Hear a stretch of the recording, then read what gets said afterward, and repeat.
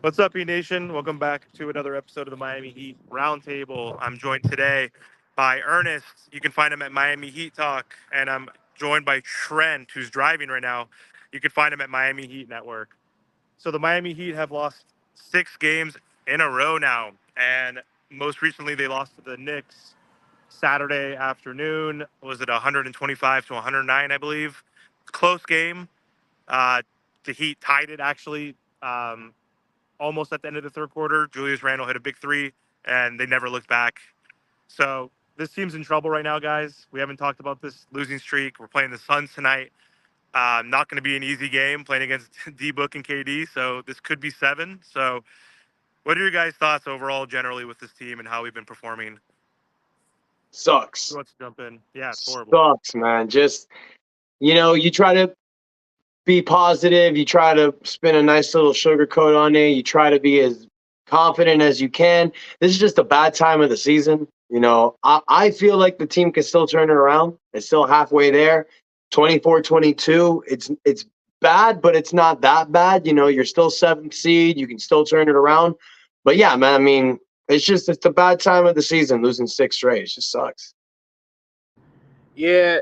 So like I'm gonna actually be a little positive in this because I feel like I've been a little negative in all the ones. I will say this, right? It's looking really, really bad. Like I said, we're in a 6 game losing streak. We're playing our strong suit is defense, and we're not even doing that. Um, Offensively, we just our 3 players that we rely on aren't hitting shots. They're not doing too well for us at the moment. The team overall, and I feel like Spo, we kind of don't say too much about him, but he's playing a part in this. It's a factor of why this team's struggling. Rotation is not the greatest. His sets, the plays, the motions, whatever the case may be for this offense. Even Jimmy Butler's friend came out saying, "Bro, y'all watching these games? They're not setting plays up for Jimmy. They're trying to get other people going." And personally, I think that was a shot at Tyler. I think they're always trying to get Tyler going and stuff like that, and it's killing the offense. Our rookie came back. And if you watch the game against the Knicks, what was he doing? And it wasn't because of him. It was just where he was set up. It was just bad. So we got to look at Spo. We got to look at the big three. Got to look at this whole team. And but like you said, our record's still 24-22. I believe last year we had 24-21. I believe around there. Same thing. Yeah. So there has to be some optimism, but I tell you this the upcoming schedule is not looking good. And I've been saying in my videos, I think we can lose every single game on this schedule because they haven't showed us they can win. And even in the Wizards, you can't say that's an easy game because we lost to the Memphis Grizzlies. There's no such thing as an easy game. You have to prove it to me at this point.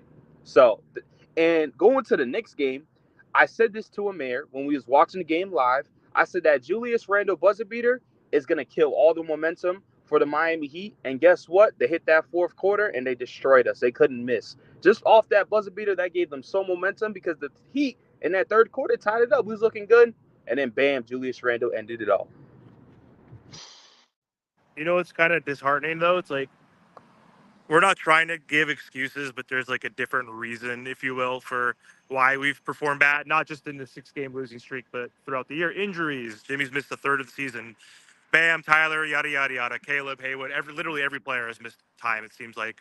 Um, and then, like, Jimmy's not aggressive. He's being passive. He doesn't care, blah, blah, blah, blah, blah. And, like, he's kind of tried, over the last 2 games against the Celtics and the Knicks. And, Jimmy took 10 shots in the first quarter. He took 10 shots on average over the first 4 games of the losing streak. So, like, why is Jimmy not aggressive? And why is he load managing in the game, as Martel would say? Um, but yeah, like he shot 20 shots, super efficient, 11 for 20, 28 points. Like he was like 3 steals, like was like in the passing lanes, and like we still lost. So it's like there's something really wrong with our team right now, which is unfortunate. We also got Jaime back to your point, but he missed a few weeks, so he's probably rusty, so that's fine. But it's tough, man. Like we have reasons why we've lost, but right now I don't know what that reason is. Does anybody know, like, or can I anybody can tell you, pinpoint what that would be? I Like, have. I'm watching these games and I'm looking at it and I know why. I mean, we've talked about it before. It's the thing that we've been talking about, or the thing that Heat fans have been talking about, clamoring for years. It's the fact that we don't have anybody in the front court next to Bam Adebayo. I understand you have Haywood Highsmith starting. I understand that Haywood Highsmith did really good at the beginning of the season. I understand that we put Caleb there, Kevin Love there. we need to address this problem. We need to address the fact that it's just Bam Adebayo, who is a 6'9" center, doing it on his own, basically. I love Haywood Highsmith. Haywood Highsmith is a guy that you put on the one of the best players on the other side, but we need a definite upgrade there. Because Bam Adebayo, he has a game that he gives you 12 points and 13 rebounds against the Knicks. Haywood Highsmith on 21 minutes does 8 points and 4 rebounds. It's solid, but you need more size down there. And then we saw it the game against Boston. Porzingis killed us. There was a lot of times where Bam Adebayo was switching off of Porzingis to go on Jason Tatum. And who was guarding Porzingis? It was Haywood Highsmith. And Porzingis was having a field day. It was the same thing we saw against Denver. I've said that I feel that the Miami Heat can do it without a big man, but this 6-game losing streak is just showing us that we are desperately needing somebody down there next to Bam to give us some size, to give us some rebounding. And also I'll point up with, go back with what Trent was saying earlier about the rotation, about what Spo's doing. I don't like Rozier and Tyler Hero starting in the backcourt together. It's just not working. You have two guys that play the same that basically play the same position, play the same way. They're both not, I don't want to say liabilities on defense, but it's not Klay Thompson and Steph Curry, where one of them's a defensive specialist. Neither of them have it. So to go back on that, I feel like the 6-game winning streak is a result of that. It's a result of the fact that we don't have an answer in the starting power forward or even center position. And then the fact of the way that this roster is being rotated, I just don't think it's working. I think if you put a Jaime Jaquez and a Duncan Robinson next to Terry Rozier starting, have Tyler Hero come off the bench as the 6th man, it'll work. But it's kind of like what Trent said earlier about Jimmy Butler's friend on social media saying what he said. It's kind of a shot to Tyler. And it's also the fact that we know that Tyler won't come off the bench. So all of this stuff, I think, is just kind of hovering around Tyler Hero. Yep. And I would say this, man. I talked about this yesterday in today's video, and we have a problem. Our big three, because you brought up a good point of our size and stuff like that. I'm glad you took over that point. Now I'm going to take over this point.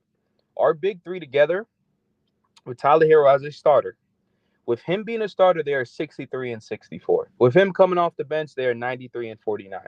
All right. This season, I believe when Hero's playing with Jimmy Butler, I think they're 5 and 11. Pathetic. You can't have your big three 5 and 15. 5 and 15. So you can't have your big three and be negative. That's just it's just that's you're not going nowhere.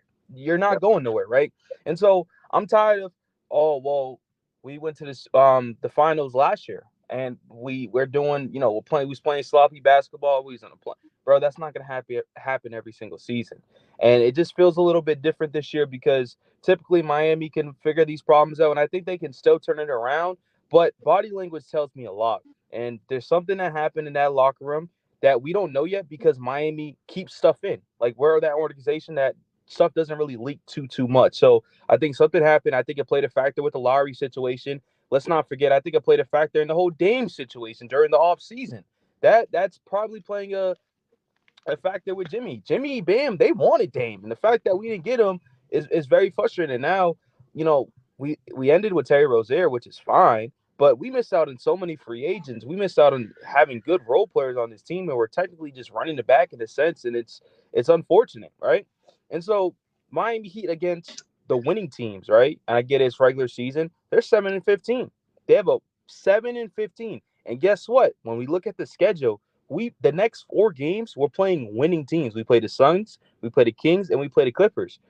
Have y'all seen enough for us to win those games? All those teams can score.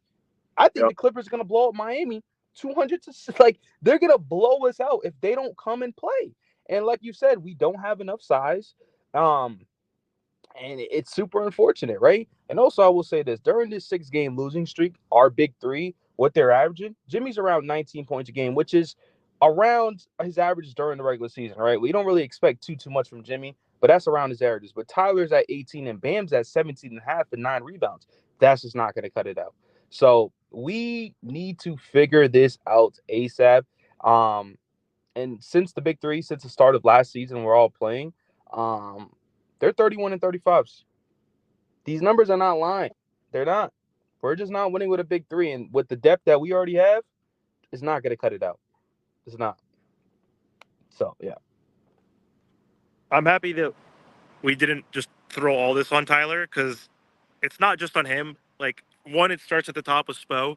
He needs to get some criticism. We're not going to get rid of Spo. Obviously, he's the best coach in the NBA. He just signed that long-term contract. So first, it starts there with his adjustments and rotations. He's got to figure that out. Second, it's Jimmy Butler and Bam. Like, they're our top two, our 1 and 2. Tyler's our 3. Like, I don't hear another team talking this much smack on their number 3. Like, I do it. I'm guilty. I'm back and forth. I am like, based on each of his performances, that will dictate how I feel about Tyler Hero. I like Tyler Hero. I really do, but he's our 3rd best player. And I don't know. To your point, you guys mentioned Tyler most likely won't go on the bench, but if he's not willing to sacrifice, Trent's favorite word, right? Then for allowing Duncan or Jaime to start in his place for the betterment of the team, then we have to possibly trade him. He's the odd man out. Sorry, Tyler. Like, we're not going to trade Jimmy, at least this year. We're not going to trade Bam Adebayo. So we might have to shake things up. So, Yeah. Ernest, you mentioned size is a factor. And I can go either way. Like, putting a 4 next to Bam or even converting Bam back to a power forward and putting just like a big 7-foot center next to him. It's unfortunate that Bam has not developed a 3-point shot. Like, he's got to develop that. He's 26. He still has time, but I don't know, man. We need some front court size. Again, whether that's a power forward, which is probably more ideal, someone that could spread the floor with Bam. Yeah. But do you think even like an old school big next to him, like, would matter at this point? Or do you think we need someone that would have to spread the floor next to Bam Adebayo? Well, actually, Bam can shoot threes. He's proved it. It's not the fact that he can't. I just don't. I think if you take Bam away from the paint with this roster, who's going to get the rebound? So that's the problem.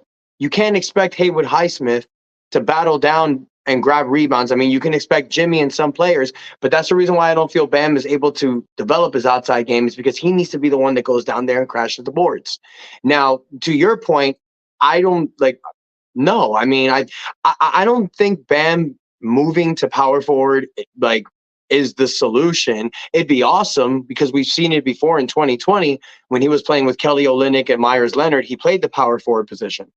I actually think Bam is fine at the center. You can leave him there because of his defense. I just think you need to get somebody like Kelly Olynyk for an example, a guy that's 6'11", 7 feet, can space the floor, can hit threes on his own. Now, if you get a traditional center like an Andre Drummond next to Bam, it's not going to work. No, you need a spacer. Like that's the right solution. Whether the spacer is a power forward or a center, doesn't matter.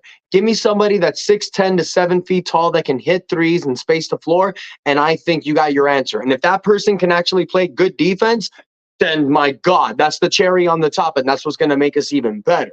But right now, with Bam Adebayo, Haywood Highsmith, Jimmy Butler, Tyler Hero, and Terry Rozier, I don't think that's the right lineup to go with.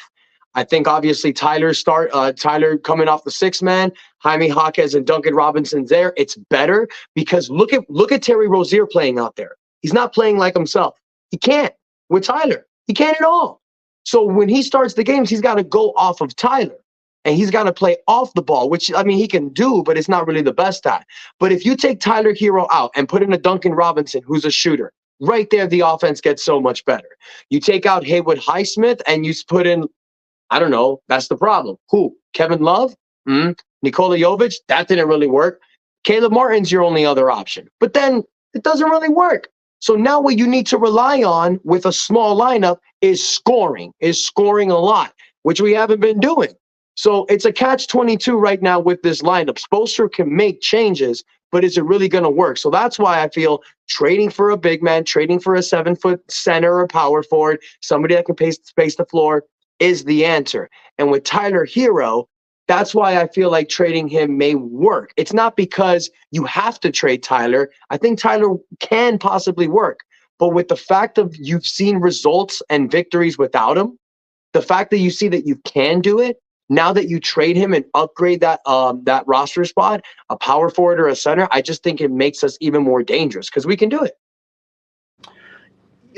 So yeah, I agree, and it's funny. It's funny because um over here in Miami Heat Network, my supporters, it's we be like Trey Tyler, Trey Tyler, Trey Tyler, and then other videos like maybe Amir and Ernest, they be like, why does Trent always want to trade Tyler, Tyler? And now we're at this point where it's like now the things turning a little bit. Now it's like, yeah, maybe we got to let go of Tyler. I just seen the vision before this. That's all. But anyway, I just had to talk my shit real quick. But I just want to say this usage rating real quick, right? Um, Let me throw this usage rating out for the last 5 games, and it's pretty interesting, right? Jimmy Butler's usage rating is at 21.3, right? Now you got Tyler who's at 26.7. You got Bam at 23.2. Now, you want to know on the team that has a higher usage rating than Jimmy Butler? You probably won't even believe it, but Kevin Love has a higher usage rating than Jimmy Butler. Wow. Kevin Love, he 2.9, 22.9. So this kind of just continues to keep going back of Spo. What is going on with Spo? Why is he trying to get these other players involved when we need our best player? We need our best player to win these games, and obviously we need Tyler and Bam to do their thing too. We get it, but we need to live. We got to live and die off Jimmy. It's Yep. simple as that. Especially if this organization plans to make no moves, and we've been saying this whole episode, I think trades are done. Maybe we do some buyouts, but our eternal decision to turn this around is simple. Ben's Tyler. That's just an internal decision right there. We keep saying it this whole episode. That's an internal decision where this can possibly turn the whole team around. And if it doesn't turn the team around, we talked about it on the live stream a few days ago against the New York Knicks. I know no one wants to talk about it, but a man knows what I'm about to say. If we can't win this year, it's time to blow it up. I'm sorry to say it. I believe it. I do believe it. Jimmy's only going to get older. His contract's only going to get fatter. Tyler and Bam, if we couldn't win with Jimmy, what do you think Tyler and Bam's going to do? They ain't winning shit. They might not even make it to the playoffs if this front office continues to add what they're going to add around those players. It matters what you add, and they ain't adding shit. Look who we've been adding lately. A Kevin Love, a Tay Rozier, Thomas Bryant. It's like these players that ain't really going to be doing shit. I love Terry Rozier, and I think it's going to obviously change around. So I'm not going to put too much on that because we all preach for him to come to the team. It's hard for him at the moment because we're over there trying to force feed other players when he's just trying to play his ball. So yeah, I truthfully believe it. Maybe we can have another episode. I don't want to talk about it too soon because we still have a whole season. We have a whole postseason. That's probably like more of an off-season talk. But I think that reality's coming in real soon if stuff doesn't change around in Miami. Yeah, totally. And I think we're all in agreement that we do need to change our rotation and see if Tyler will come off the bench. And how many games do we have until the trade deadline? I want to see how many games we could play and adjust our lineup, see if Tyler's willing to sacrifice, and see if that can Mm, solve some of the problems. I mean, it might not because right now, defensively, offensively, we're playing like shit. That's a recipe for disaster. Our yeah. offensive rating was 23. Our defensive rating is at 13, 14. We should be a top 10 defensive rating team. That's our identity, and we're slipping. Bam, there was a report or article a few days ago. Bam was saying, "Hey, I know the issue. What's going on? We're not communicating, which is a fucking huge issue as a basketball team. You need to be linked and communicating, and we're not playing good defensively. Like offensive struggles are there, but this is a bad recipe. Like we're not stopping folks and we're not scoring. So that's why we're losing these games to a certain degree. So we need to figure out, I think, defensively. But yeah, Hey, man, let me I let me agree with you, Trent. let me say something real quick, right? Go for it. So when people are saying they're not communicating, right? You know what that tells me? Because I play basketball and you play basketball, Amir. There is some tension. It's tension in the air because don't mind that. Don't mind that stream. All right, listen. So I think there's tension in the air. Why are we not communicating with our teammates? It's a simple switch and roll. Let's play whatever you got to do in the court to stop the other opposing team. Why are we not talking to each other? I think that's the first thing you need to do to win a basketball game. Talk to your teammates. Like, yeah, somebody sent a screen. Why are we not switching? It's like it's basic things. It's simple things that the Miami Heat aren't doing. So that's why I think there's tension in this locker room. And maybe we'll find out when the season's over, but that's a long time. I don't think we'll find out for a while, you know? And so then we're going to come back in the off season and be like, we called it. We knew there was something that was going on. Was there going to be a big trade that's happening? Or is it just going to be something leaking? Because this is not the Miami Heat. We're not used to this at all. Well, I'll make a point to that, Trent. Like, I get it. You know, I know it's easy to say stuff like that. You know, that's true, but we have seen bad times with the Heat roster. Maybe it's a little bit of a lot of stuff. Maybe there is a little cause for concern in the locker room because when you lose 6 straight, you know, think shit's bad. Maybe it's a little bit because you traded for Terry Rozier. You took Kyle Lowry out the locker room. Kyle Lowry was a love presence in the locker room, loved by Bam, loved by Jimmy. So now you're bringing somebody new. You know, Rozier comes in. He doesn't want to step on any toes, so he's not really playing his game.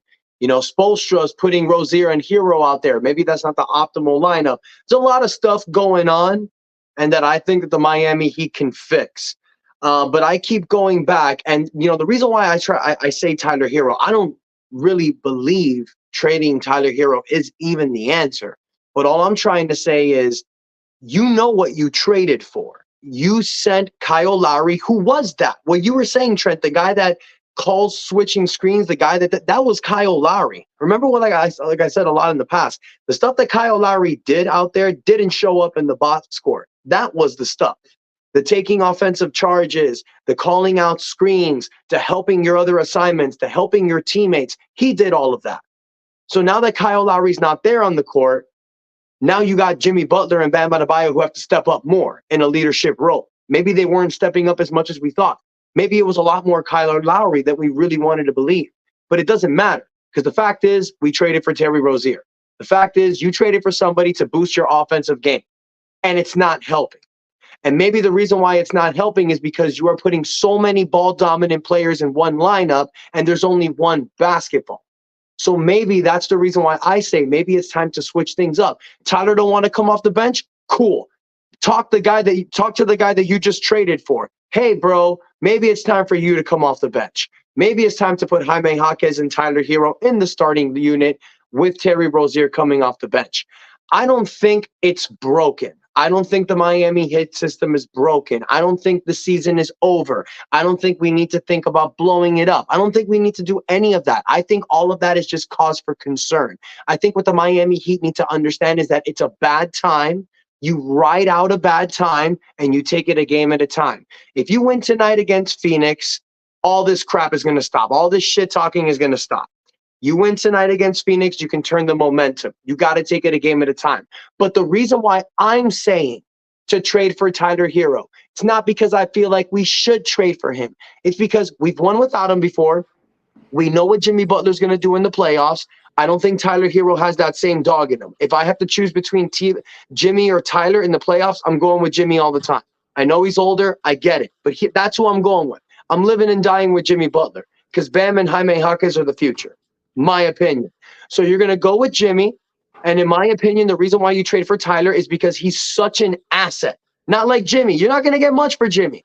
He's 34 with that contract. You take Tyler Hero as an asset with Nikola Jovic. And if you can get a Lauri Markkanen by adding a third and a fourth team to give Utah multiple draft compensation, why wouldn't you entertain that? If you can trade for, like Amir did in his previous videos, a Kyle Kuzma for Tyler Hero, maybe that's a terrible trade, but what are you doing? You're boosting up the starting power forward position, giving somebody next to Bam. You can put Tyler or Jaime Jaquez in Tyler Hero's position, which we've seen work. Now you can let Terry Rozier say, hey, bro, now you have more of an offensive load. Do what we brought you here to do. Terry Rozier in the last 3 games in the Heat is averaging like 9 or 10 points a game. And that's because he just doesn't want to step on toes. So that's the reason why I'm saying the Heat should think about trading Tyler. We got 5 games left before the deadline. If you trade for Tyler Hero and boost up that front court, I think that's going to help this team a lot better because now you can split you still have Duncan Robinson, Jaime Jaquez, Caleb Martin, Haywood Highsmith, a bunch of guys that can play that starting 2 position. So you're going to have a lot of flexibility. That's the reason why I'm saying to trade Tyler. Just my opinion. I don't know what you guys think about that. I will say this. what you brought up with Kyle Lowry maybe being the bigger leader. I meant just the leader that no one really was talking about it. Well, that's a problem. Then we have a bigger problem then, and it's Mhm. Jimmy. Like let's just talk about it. Why isn't he being the bigger leader? Why isn't he leading this team with Bam? So you brought a point with Lowry, which may be the case, but we got to look at Jimmy now, and I feel Yeah. like that's a problem right there alone. So Jimmy, I don't know what's happening. Get it together, my boy. And sometimes this does happen because if you notice, if you watch other teams, like if you look at Kawhi Leonard, he's quiet. He's not really the leader. And they brought in a Russell Westbrook because he's more of that leader. And so they do bring in people like that. And I think we probably traded away the leader in Kyle Lowry. But sometimes you have to sacrifice. And this is when Jimmy, if you really want to win a championship and if you really want to turn this around, you have to step up in other ways than basketball. So, and the reason why I'm bringing up blowing up is because what's our time frame? It's done and over with after this season. I think. What do we want? What are we doing next year? You think we're just gonna we're gonna make a couple trades? We'll be fine? No, we already seen what the front office has done. They're not making big moves. What are they gonna do? What are we really gonna do? East is gonna continue to get better. We're gonna continue to get worse. We gotta really just wait and see develop. That's why I keep bringing this blowing up. I know that may be a little bit dramatic, but remember, I say stuff because I'm seeing, I can see something that's going to happen. Well, I hope not, but I just see this not going in the right path. And even if we win today, which is not, we're not going to win today. This is true. We're not. We're playing a way better team than us. Um, there's still, we're going to get a win, but it's going to be like a 98-97 win. We going to be confident with that? I'm not. I need a win that's going to show me that we that top dog in the Eastern Conference. We need to blow a team out. Then that's when we'll be like, okay, we good. But winning 98-97 to me, I get it. The WW is the same thing, but there's a different feeling of blowing the team out and winning an ugly game. And that's what Miami's known for, winning ugly games. But I'm tired of that. Let's blow a team out. Let's show who we are. Let's show the top dogs. So that's I all. think I think we're gonna turn it around, Trent. I think right now it's bad times, bad matchups. You just traded for Rozier. Like I think it's just one of those things that you just got to get this team more acclimated. But yeah, man. I mean, we like I just I would feel that if we upgraded the front court, give something next to Bam a little bit better than Highsmith or Martin, you're just giving us a better shot to win. I mean, that's just something I've noticed in this last game, 6 game stretch. Because even we get Jaime Jaquez back, and it's really not a difference, honestly. It's just a roster. Yeah, I agree, man. Listen, I don't really have too much to say about that. I got to clock in. Sorry about that. But Amir, if you have any final thoughts or whatever you got to say, hop on. I gotta I gotta go too. As you can see, I'm outside right now. I'm in Vegas. I don't work Yeah, for. but we did this for you guys, our people, our subscribers. We've cut our own videos. Amir did something about Kyle Kuzma. I did something about Laurie marketing. Trends in Miami Heat Network. He's always giving you guys his thought and updates about every player. But we just wanted to let you guys know what we think on what we feel the Heat roster need to do. Maybe a trade is needed. Maybe a roster upgrade is needed. Maybe a buyout is needed. Something needs to be changed. You got Jimmy Butler all over, Jimmy Butler's friend going all over in social media. Is that just a dumbass friend who's saying something where Jimmy says shut up? Or does it mean more? We want you guys to tell us in the comments, what do you guys think? What do you think the Heat need to do is this 6 game losing streak something that's a lot more serious? Or do you think it's just something that's going on right now? It's January, it's bad times. Maybe you guys feel a trade is necessary. Maybe the Tyler Hero trade, maybe trading Rozier. I don't know. That's for you guys in the comments. We want to hear from you guys because this is just us in this platform talking about it. You guys let us know what y'all truly think. And this gives us a better understanding, not just for now, but what to talk about in the future. Yep, I agree. And I'll say this for my last thing. I dealt this with the Dallas Cowboys, where Micah Parsons' brother came out and was talking crap about Dallas and stuff like that. I think it's a similar situation. But what I be thinking is Jimmy saying something or is just the friend just feeling this? And that's what I keep going back and forth with, you know? So that's something we have to watch out for. I think Jimmy is a professional, but we don't know because this year feels a little bit different. His body language does feel a little bit different on the court and off the court. So we'll see. Yeah. We love you guys. All right, guys. It was great seeing you. Thanks for this, y'all. And don't forget, Miami Heat Talk, guys. Hit the like, subscribe button. Subscribe to Team to Beat Miami Heat with Amir, Miami Heat Network with Trent. Support our boy Martel over at Miami Heat Zone Podcast. We really appreciate subscribes. Really helps us out, bring you guys more content. Appreciate you guys. Love y'all. And of course, that's enough said. Thanks, guys.